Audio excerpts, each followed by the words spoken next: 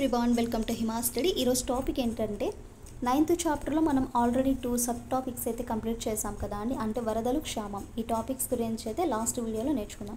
So today ఏంటంటే మనకు ఈ చక్రవాతాలు అనే టాపిక్ చెప్పుకోవాలి. బట్ ఏంటంటే ఈ టాపిక్ మాత్రం చాలా ఎక్కువగా ఉంది.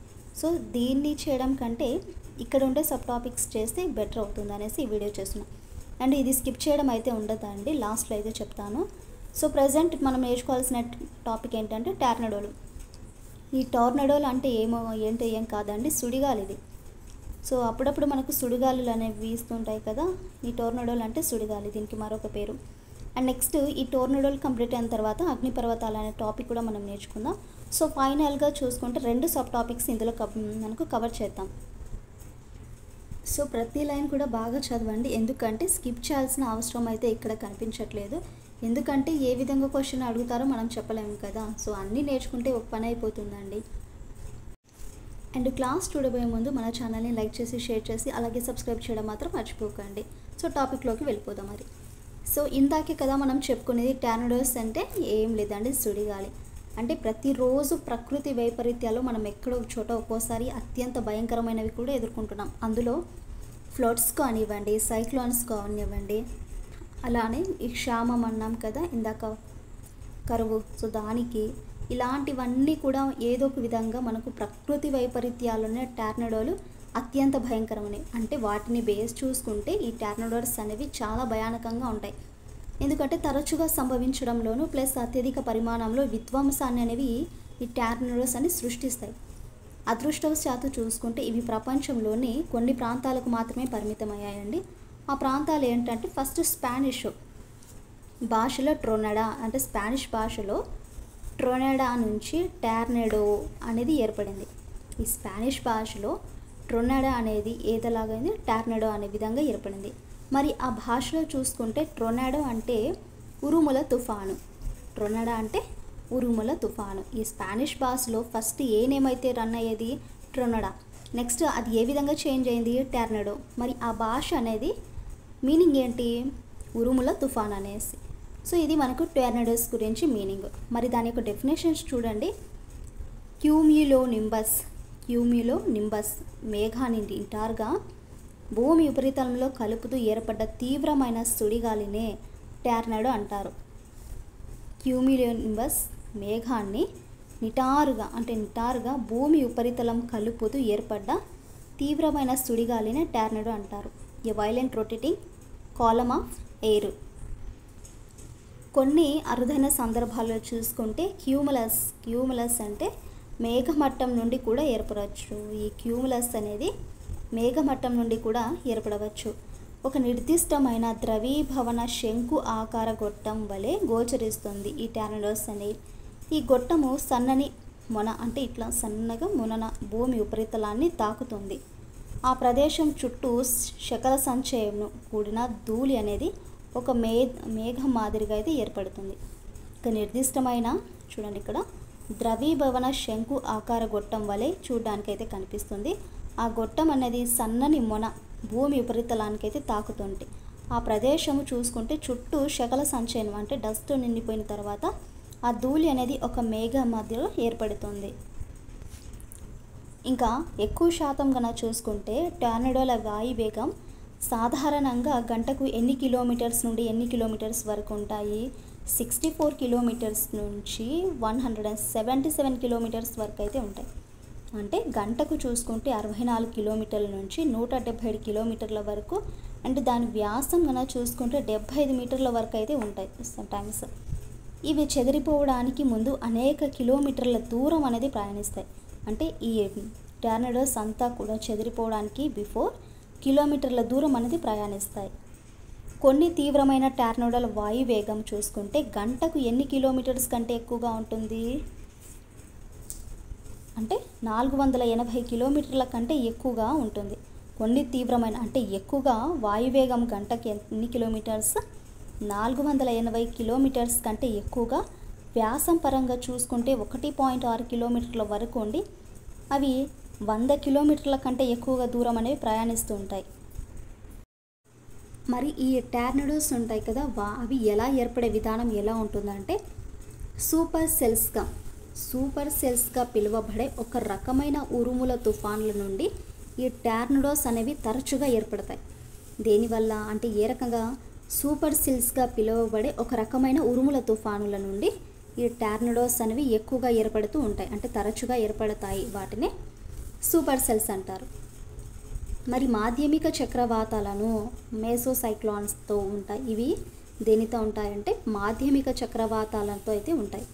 ఇవి వాతావరణంలోకి కొన్ని కిలోమీటర్ల యొక్క ఎత్తులో ఏర్పడే సంఘటిత వాయు భ్రమణ కలిగిన ప్రాంతాలు. ఇవి వాతావరణంలో కొన్ని కిలోమీటర్స్ అంటే ఎత్తులో ఏర్పడే సంఘటిత వాయు భ్రమణ కలిగిన ప్రాంతాలు. వీటి వ్యాసం చూసుకుంటే మ్యాక్సిమం మనకు టార్నడోలతో పాటు భారీ వర్షపాతం ప్లస్ పెద్ద సంఖ్యలో పిడుగుబాట్లు అనేవి ఆకస్మికంగా ఉధృతంగా వీచే గాలులు, వడగండ్ల వర్షము మొదలైనవి కూడా సంభవిస్తాయి. ఈ టార్నడోస్ వల్ల ఒక్కోసారి ఏం ఏర్పడుతుందంటే వర్షపాతం అనేది ఎక్కువగా ఉంటుంది, పెద్ద సంఖ్యలో పిడుగుబాట్లు అనేవి ఉంటాయి, సడన్గా ఉధృతంగా వీచే గాలులు అనేవి ఏర్పడి వడగండ్ల వర్షం అనేది కూడా సంభవిస్తుంటుంది. మరి ఈ వర్షపాతం పెరుగుతూ మాధ్యమిక చక్రవాతంలోని కొంత గాలిని బలంగా భూమి ఉపరితలం మీదకి గుంజుతుంది. సో ఆ విధంగా వేగంగా కిందకు దిగే వాయు ప్రవాహము భూమి ఉపరితలాన్ని సమీపించే కొద్దీ మరింత వేగాన్ని పుంజుకొని ఈ మాధ్యమిక చక్రవాతం మొత్తాన్ని భూమి ఉపరితలం మీదకు ఆకర్షిస్తుంది. ఫర్ ఎగ్జాంపుల్ మీకు ఇక్కడ ఒక చెప్తాను చూడండి. ఇన్ కేస్ మీరు చదివిన లైన్ కన్నా అర్థం కాలేదనుకుంటే మళ్ళీ చదవండి, ఏం ప్రాబ్లం లేదండి అందులో, మీకైనా నాకైనా. సో చూడండి, ఇక్కడ వర్షపాతం అనేది పెరుగుతూ మాధ్యమిక చక్రవాతంలోని కొంత గాలిని భూమి ఉపరితలం మీదకి అనేది గుంజుతుంది. సో ఆ విధంగా ఏమవుతుందంటే వేగంగా అనేది కిందకు దిగే ఈ వాయు ప్రవాహము భూమి యొక్క ఉపరితలాన్ని సమీపించే కొద్దీ మరింత వేగాన్ని అనేది పుంజుకొని ఈ మాధ్యమిక చక్రవాతం మొత్తాన్ని కూడా భూమి ఉపరితలం మీదకి ఆకర్షిస్తుంది. సో ఈ చక్రవాతం భూమి ఉపరితలాన్ని సమీపించే తరుణంలో ప్రత్యక్షంగా తుఫాన్ మేఘము ఒక ద్రవీభవన శంకు ఆకార గొట్టం రూపంలో చక్రవాతం మట్టం నుండి భూమి ఉపరితలం వైపుకు దిగుతున్నట్లు గోచరిస్తుంది. ఆ గొట్టం ఆకారంలోనే మేఘం భూమి ఉపరితలానికి చేరిన కొద్ది నిమిషాల్లోనే టార్నడోస్కు రూపొందుతుంది. ఈ చక్రవాతాలలో మాదిరిగానే టార్నడోలో కూడా గాలులు కూడా సాధారణంగా ఉత్తరార్ధగోళంలో అపసవ్యంగాను దక్షిణార్ధగోళంలో సవ్యంగాను తిరుగుతాయి. అంటే అపసవ్యం అంటే ఏం లేదండి ఇక్కడ. సో అపసవ్యం అనేది ఇదిగోండి ఈ రొటేషన్లో ఉంటుంది, అపసవ్యం అనేది ఈ రొటేషన్లో ఉంటుంది, మరి సవ్యంగా ఉండేది ఈ రొటేషన్లో ఉంటుంది. సో ఇది ఫర్ ఎగ్జాంపుల్ ఇది మనకు భూమి అనుకుందాం.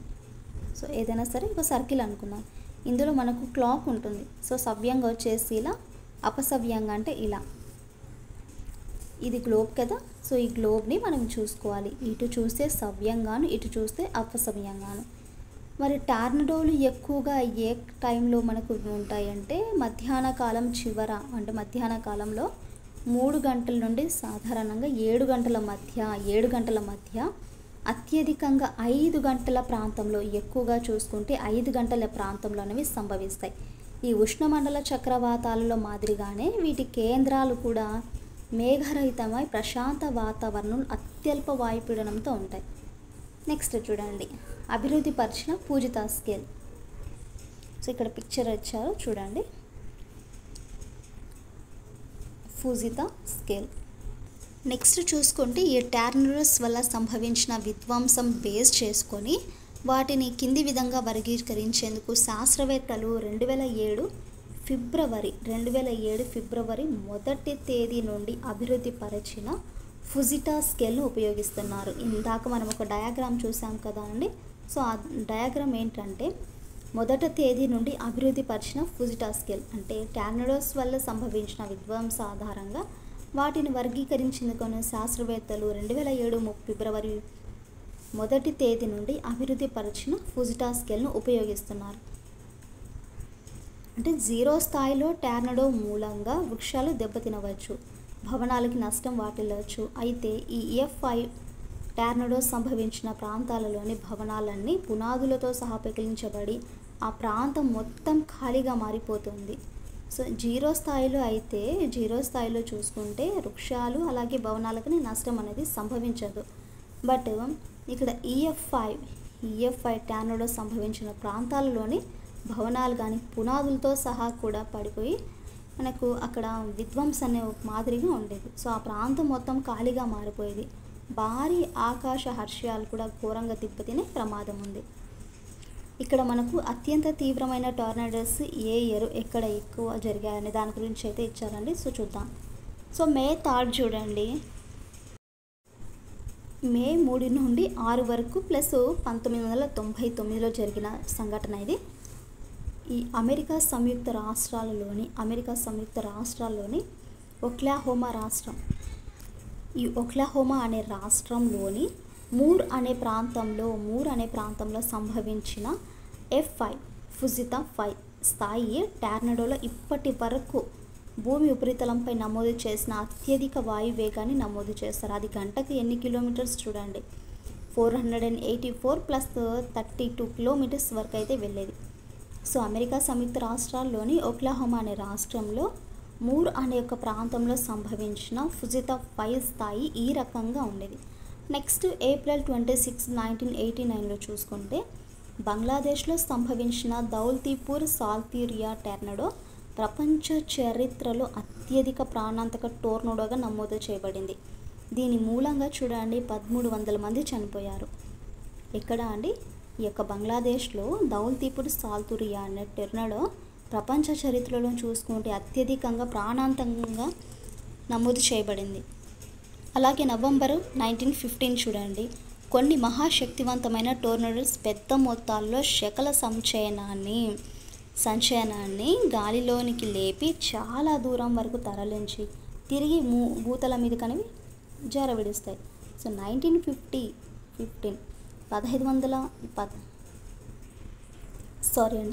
1915వ సంవత్సరంలో నవంబర్ నెలలో అమెరికాలోని కాన్సాస్ నగరాన్ని తాకిన టోర్నడో ఇందుకు ఒక ఘనమైన ఉదాహరణ. 1915 సంవత్సరం నవంబర్ నెలలో ఈ అమెరికాలోని కాన్సాస్ నగరాన్ని తాకిన టోర్నడో దీనికి ఒక ఉదాహరణ అనేసి చెప్తున్నారు. అంటే దేనికి? శక్తివంతమైన టోర్నడోలు పెద్ద మొత్తాలలో ఈ యొక్క శకల సంచయనాన్ని గాలిలోనికి లేపి చాలా దూరం అనేవి తరలివెళ్తాయి. మళ్ళీ ఏమవుతాయంటే భూతల మీదకి జార విడుస్తాయి. అలాంటివి ఈ కాన్సాస్ నగరాన్ని తాకిన టోర్నడో. ఈ టోర్నడో పెద్ద మొత్తంలో తరలించిన శకల సంచయన నగరానికి 130 కిలోమీటర్ల యొక్క దూరంలో భూతలంపై అనేది విడువబడింది. ఒక పిండి ఫ్లాడ్ బస్తా 177 కిలోమీటర్ల దూరంలోనే, ఒక రద్దుపరచబడిన బ్యాంకు చెక్కు 498 కిలోమీటర్ల దూరంలో లభించాయి. నెక్స్ట్ టోర్నడోలో ప్రపంచ విస్తరణ చూసుకుంటే distribution of tornadoes in the world. Antarctica మినహా ప్రపంచంలోని ఇతర ఖండాలన్నిటిలోని గమనిస్తే టోర్నడోలు ఎక్కువగా అమెరికా సంయుక్త రాష్ట్రాలలో సంభవిస్తాయి. అన్నిటికీ బేస్ చేసుకుంటే ప్రపంచవ్యాప్తంగా ఈ అమెరికా సంయుక్త రాష్ట్రాలలోనే సంభవిస్తాయి. వెరీ వెరీ ఇంపార్టెంట్ బిట్ అండి ఇది. టోర్నడోల్స్ ఎక్కడ ఎక్కువగా సంభవిస్తాయి ప్రపంచవ్యాప్తంగా అంటే అమెరికా సంయుక్త రాష్ట్రాలలో సంభవిస్తాయి. ఆ దేశం మధ్యలో టోర్నడోలు అధికంగా సంభవించే ఒక విశాలమైన ప్రాంతాన్ని టోర్నడో ఎల్లేగా పిలుస్తారు. ఎక్కువగా అధికంగా సంభవించే విశాలమైన ప్రాంతాన్ని టోర్నడో ఎల్లోగా పిలుస్తారు. ఆ దేశంలో సంవత్సరానికి సగటున 1200 టోర్నడోస్ అనేవి సంభవిస్తాయి. ఇయర్లోనే మ్యాక్సిమం మనకి ఎన్ని ఉంటాయి? 1200 టోర్నడోస్ అనేవి సంభవిస్తాయి. ఈ టోర్నడోస్ సాధారణంగా కెనడా దక్షిణ ప్రాంతము, ఆసియా దక్షిణ మధ్య తూర్పు ప్రాంతము, ఐరోపా వాయువ్య ఆగ్నేయ ప్రాంతాలు, ఆస్ట్రేలియాలోని పశ్చిమ ఆగ్నేయ ప్రాంతాలు, న్యూజిలాండ్లో కూడా ఏర్పడతాయి. ఇక్కడ అండి కెనడాలో దక్షిణ ప్రాంతము, ఆసియా దక్షిణ మధ్య తూర్పు ప్రాంతంలో, అలాగే ఐరోపా వాయువ్య ఆగ్నేయ ప్రాంతాలు, ఆస్ట్రేలియాలోని చూసుకుంటే పశ్చిమ ఆగ్నేయ ప్రాంతాలు, న్యూజిలాండ్లో కూడా ఈ టోర్నడోస్ అనేవి ఏర్పడతాయి. బంగ్లాదేశ్ ప్రపంచంలోని అత్యంత తీవ్రమైన టోర్నడోను ఎదుర్కొంటుంది. ఇంపార్టెంట్ బిట్ ఇక్కడ, బంగ్లాదేశ్ అనేది ప్రపంచంలోని అత్యంత తీవ్రమైన టోర్నడోలను ఎదుర్కొంటుంది. మరి ఈ అమెరికా సంయుక్త రాష్ట్రాలలో సంభవించే టోర్నడోలో 80% వరకు 0 మరియు EF1 రకానికి చెందినవే. 80% వరకు ఎక్కడ అమెరికా సంయుక్త రాష్ట్రాల్లో సంభవించే టోర్నడోస్ ఎప్పుడు కూడా 80% వరకు EF0 మరియు EF1 రకానికి చెందినవే. మొత్తం మీద చూసుకుంటే 1% టార్నడోలు మాత్రమే 4 లేదా అంతకంటే ఎక్కువ తీవ్ర స్థాయికి అనేవి చెందుతున్నాయి. 1953 సంవత్సరం నుండి మాత్రమే టార్నడోలకు సంబంధించిన వివరాలు నమోదు చేయడం అనేది జరుగుతుంది. ఎప్పటి నుండి అండి? 1953 సంవత్సరం నుండి ఈ టార్నడోస్కి సంబంధించిన ప్రతి వివరాలు అనేవి నమోదు చేయడం అయితే జరుగుతుంది.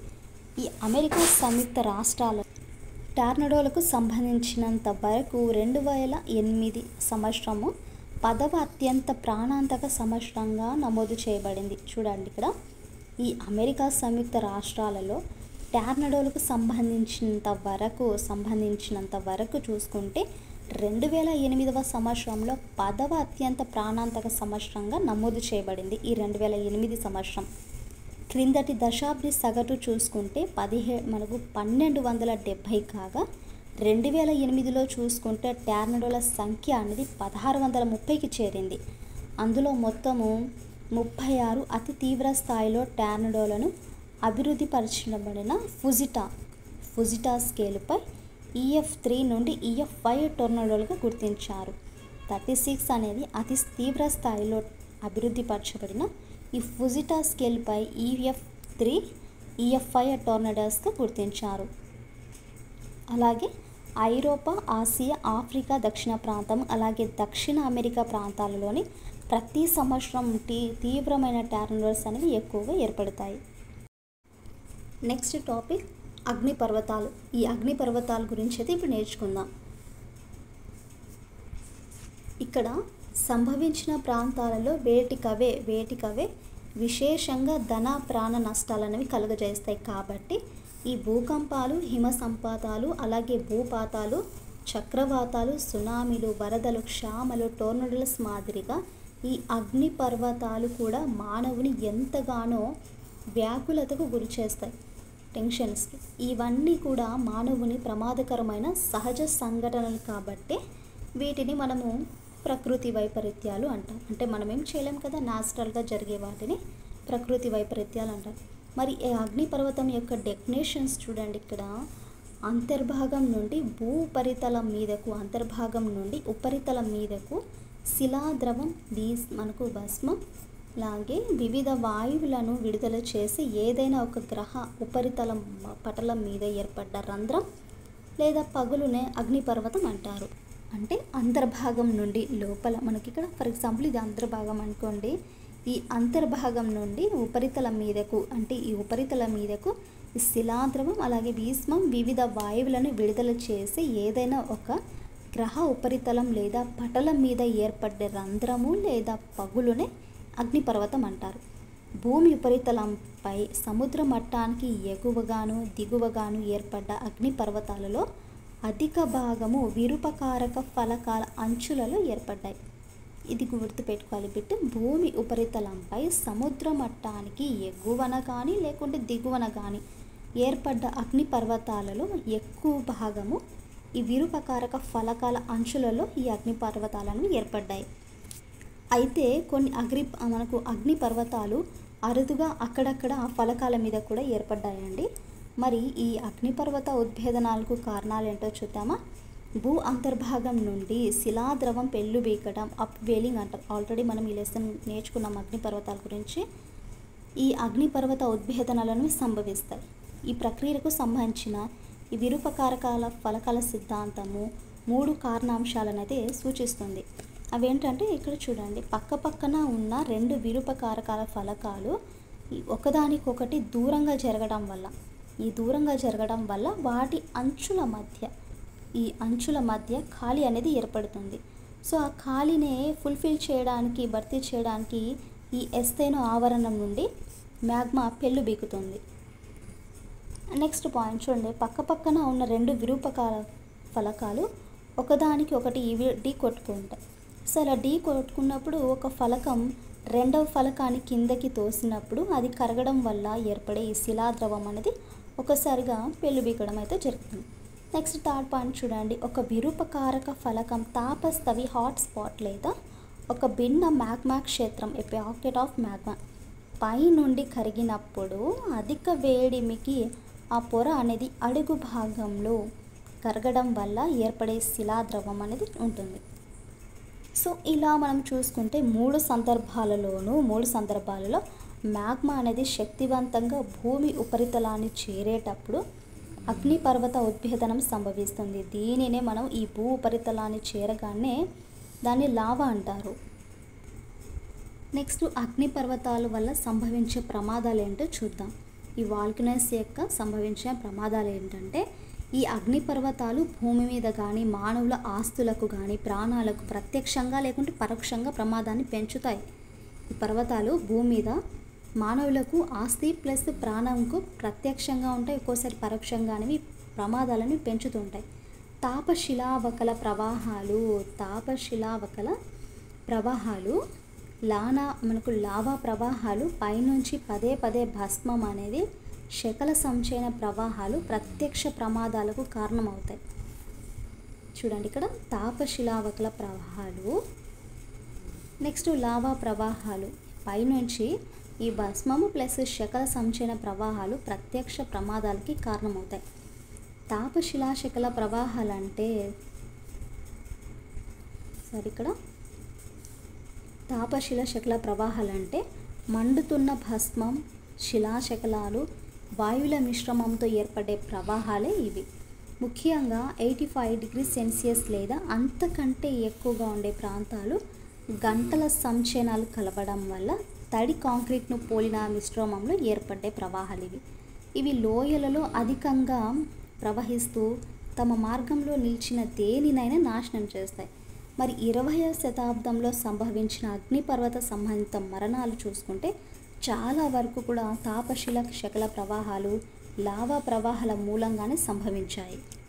భూకంపాలు కానీ సునామీలు, వర్షపాతము మనకు మూలంగా చూసుకుంటే సకల సంచయన ప్రవాహాలు, ఉద్భేదానంతరం సంభవించే వ్యాధులు, క్షామం మొదలైనవి కూడా ఈ రకానికే చెందిన. అంటే అగ్నిపర్వతాల వల్ల అటు మనకు అప్రత్యక్షంగా లేకుంటే పరోక్ష ప్రమాదాలు చూడండి ఇక్కడ. నెక్స్ట్ సముద్ర భూతలంలో సంభవించే ఆకస్మిక చలనాల వల్ల సంభవించే భారీ భూకంపం, సముద్ర తరంగాలను సునామీ అంటారు. ఈ సముద్ర భూతలంలో సంభవించే ఆకస్మిక చలనాల వల్ల సంభవించే భారీ భూకంప సముద్ర తరంగాలనే సునామీలు అంటారు. ఇవి భారీ భూకంపాలు లేదా ఉద్భేదానంతరం కూలిపోయే అగ్నిపర్వత ద్వీపాల వల్ల ఏర్పడవచ్చు. సునామీలు కానీ సముద్ర తీరంలోని పల్లపు ప్రాంతాలనవి ఇవి నాశనం చేస్తాయి. ఆ తీర ప్రాంతంలోనే ప్రజలను ముందుగా ఖాళీ చేయించి సురక్షిత ప్రాంతాలకు తరలిస్తారు. వాటి మూలంగా కొద్దిగా వరకు అయితే మనము జన నష్టం సంభవించే ప్రమాదం అనేది ఏర్పడుతుంది. అంటే ఇక్కడ ఉండే ప్రజలకు వీళ్ళు సురక్షిత ప్రాంతాలకు తరలించకపోతే వాటి వల్ల ఎక్కువగా జన నష్టం అనేది సంభవిస్తుంది. మరి అప్రత్యక్ష ప్రమాదాలలో చూసుకుంటే తీవ్రమైన ఉద్భేదనాల ఫలితంగా విపరీత పరిమాణంలో జనించే అగ్నిపర్వత నిక్షేపాలను కూడా పేర్కొనవచ్చు. ఇవి చూడడానికి విశాలమైన వ్యవసాయ క్షేత్రాలను, పచ్చిక బయలను కప్పివేయడం వల్ల పంట నష్టంతో పశు సంపదకు కూడా నష్టం అనేది వాటిల్లుతుంది. ఈ అగ్నిపర్వతాలు సంభవించిన అప్రత్యక్ష ప్రమాదాలకు సంభవించి ఆధునిక నాగరికతకు చెందిన ఒక వినూత్న ప్రమాదాన్ని ఇటీవల గుర్తించారు. ఆకాశంలో పయనించే జెట్ విమానాలను అగ్నిపర్వత భస్మం ఢీకొనటం వల్ల ఈ ప్రమాదం సంభవిస్తుంది. దీని తాకిడి మూలంగా అనేక విమానాలను దెబ్బతింటాయి. గాజు ముక్కల మాదిరిగా గరుకుగా ఉండే సూక్ష్మ రేణువులతో కూడిన ఈ భస్మం జెట్ యంత్రాలను ఆటంకపరిచి అందులోని భాగాలనేవి ధ్వంసం చేస్తుంది. ఈ గాజు ముక్కలు ప్లస్ గరుకుగా ఉండే సూక్ష్మ రేణువులతో కూడిన ఈ భస్మం అనేది జెట్ యంత్రాలను ఆటంకంపరిచి అందులోని భాగాలనేది ధ్వంసం చేస్తుంది. నెక్స్ట్ డిస్ట్రిబ్యూషన్స్ ఆఫ్ వాల్కనోస్ చూడండి. అగ్నిపర్వతాల విస్తరణ ఎలా ఉంటుందంటే భూమి ఉపరితలంపై సుమారు 2500 క్రియాశీల అగ్నిపర్వతాలు అనేవి ఉన్నాయి. చాలా వరకు చూసుకుంటే అవన్నీ కూడా పర్వత మూలం మాదిరిగా ప్రపంచం అంతటా విస్తరించి ఉన్నాయి. ఈ కొన్ని వేల కిలోమీటర్ల పొడవునైతే ఏర్పడ్డాయి. వాటిలో అత్యధిక భాగం చూసుకుంటే విరూపకారక ఫలకాల అంచులలోనూ మరికొన్ని ఆ ఫలకాల పై భాగాన అనేవి ఏర్పడ్డాయి. పసిఫిక్ మహాసముద్రం చుట్టూ ఒక అగ్నిపర్వతం మూల అనేది ఆవరించి ఉంది. అందువల్లనే దానిని పసిఫిక్ అగ్నివలయము అని పిలుస్తారు. ఈ విరూపకారక అంచుల వద్ద ఏర్పడ్డ వేరొక అగ్నిపర్వతమాల ఐరోపా ఖండము దక్షిణ అంచు నుండి తూర్పు ఇండియా దీవుల వరకనే విస్తరించి అక్కడ పసిఫిక్ అగ్నివలయంతో కలుస్తుంది. సో మిగిలిన మరికొన్ని అగ్నిపర్వతాలు అక్కడక్కడ చెదురుముదురుగా అయితే విస్తరించి ఉన్నాయి. తీవ్రత సూచిక చూడండి. ఈ సూచికను అగ్నిపర్వత ఉద్భేదన తీవ్రతను కొలవడానికి అనేది ఉపయోగిస్తారు. ఇండెక్స్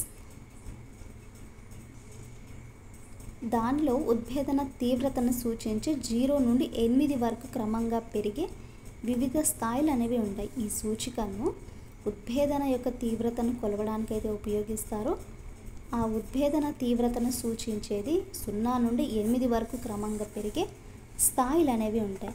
నెక్స్ట్ ఇక్కడ చూడండి, సంభవించిన కాలము ప్లస్ అగ్నిపర్వతం యొక్క పేరు ఏంటి, ఎక్కడ సంభవించింది ప్లస్ ఎంతమంది చనిపోయారంటే ఏప్రిల్ మనకు 10 నుండి 15వ తేదీలలో 1816లో టంబోరా మరి ఈ పర్వతం పేరు టంబోరా. అది ఎక్కడ సంభవించిన ప్రాంతం అంటే ఇండోనేషియా. ఎంతమంది చనిపోయారో చూడండి, ఇక్కడ 92,000 మంది చనిపోయారు. సో దానికి సంబంధించిన బాక్స్ ఇది. ఇదండి ఈ టాపిక్ గురించి అయితే ఇవాళ వీడియో. సో నెక్స్ట్ టాపిక్లో వచ్చేసి భూకంపాలు ప్లస్ ఇంకో టాపిక్ అనేది కవర్ చేద్దాం. సో టాపిక్స్ మీకు వినడానికి ఏదోలా ఉండొచ్చు కానీ చాలా చాలా ఇంపార్టెంట్ అండి. కొంచెం శ్రద్ధ వహిస్తే చాలు, బాగా నేర్చుకోవచ్చు, ఈజీగానే అనిపిస్తుంది. సో స్టార్టింగ్లో ఎవరికి నేర్చుకోవాలంటే కూడా అంత ఈజీగా నేర్చుకోలేము, దానికి అలవాటు పడిపోవాలి, నేర్చుకోవాలి, అంతే కదా. ఐ హోప్ మీకు క్లాస్ నచ్చిందనేసి అనుకుంటున్నానండి. మన క్లాస్ నచ్చితే please to like and share, subscribe to my channel.